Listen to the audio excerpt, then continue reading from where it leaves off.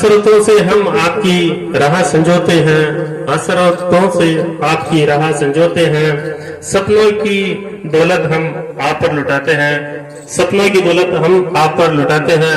ना कोई फूल है आज हमारे दामन में, पर आपके आने से हम पलके बिछाते हैं। आपका जय भीम, नमो बुद्धाय। कार्यक्रम की शुभारंभ के बाद आप भी पधारें।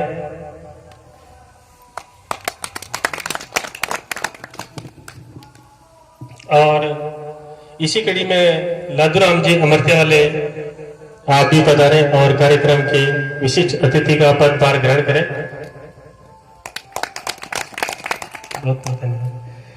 और मंचा से पधारे कृष्णा हॉस्पिटल के चेयरमैन साहब श्रीमान प्रभुलाल जी, आप भी आज के अतिथि का पदभार ग्रहण करें। धन्यवाद। और इनके बाद में हमारे इस कार्यक्रम की खास कार्यकर्ता, विशिष्ट कार्यकर्ता कहें या खास कार्यकर्ता कहें, मान्य श्री दुर्गालाल जी, आप भी बता रहे। और सावधान से पधारे राम सुख जी, आप भी आज के इस कार्यक्रम में अतिथि का पदभार ग्रहण करें।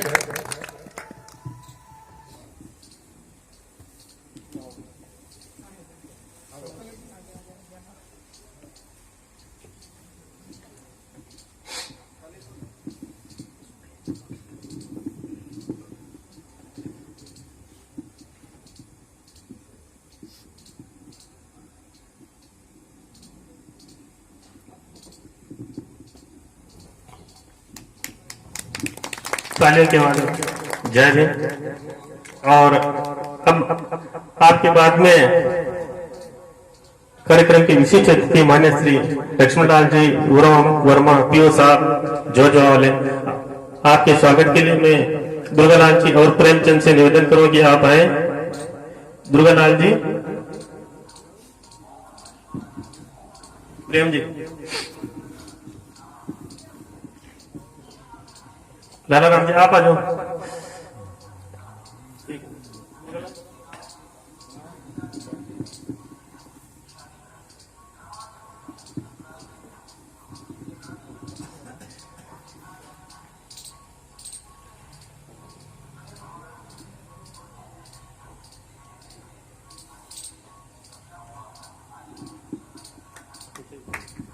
तालियों की। और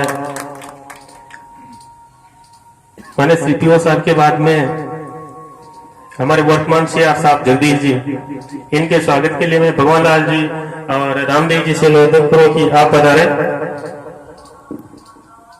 भगवान जी, माला पहना कर तिलक लगाकर और दुपट्टा भेंट करें इनका।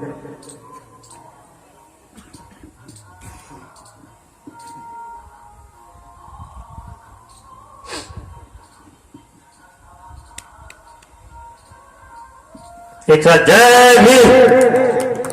अब दिल्ली से पधारे अभय सिंह जी सीआईडी इंस्पेक्टर साहब, आपके स्वागत के लिए हमारे ही साथी मान्य श्री गोपाल जी और मुकार जी से निवेदन करो कि दिल्ली से अभय सिंह जी सीआईडी साहब पधारे, इनका दुपट्टा पहन कर तिलक लगाकर स्वागत करें।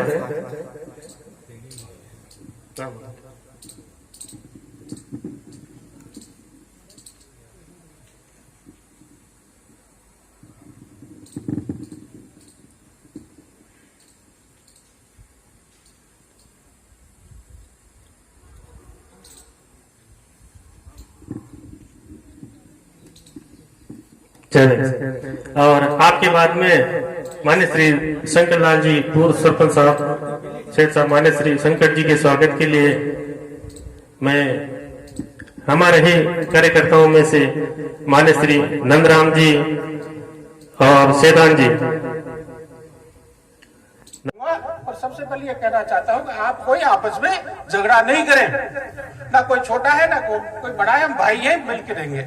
रही मृत्यु भोज की, मृत्यु भोज बड़ी बात है, हम तो कह रहे बाल विवाह नहीं होना चाहिए।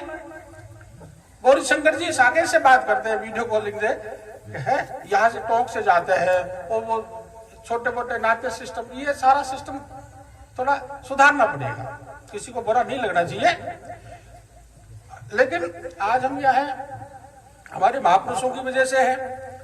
और मैं एक बात और कहना चाहता हूं कि जब भारत आजाद हुआ था तो 33 करोड़ जनसंख्या थी। कितने करोड़?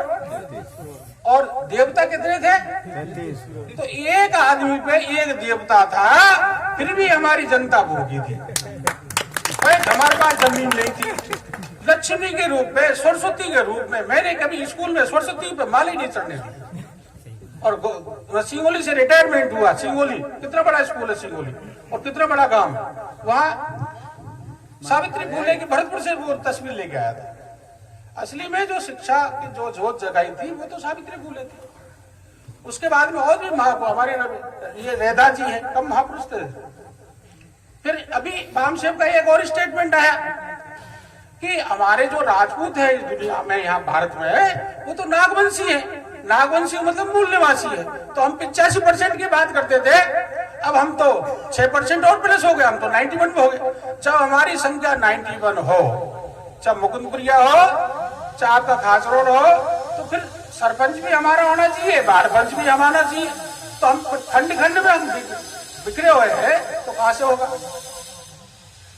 आप जो रेवाड़ी साहब थे सरपंच है, तो मैं सोच रहा हूँ कि यहाँ भी हमारी जनसंख्या होगी। जब यहाँ हमारी जनसंख्या है तो सरपंच हमारा भी होना चाहिए।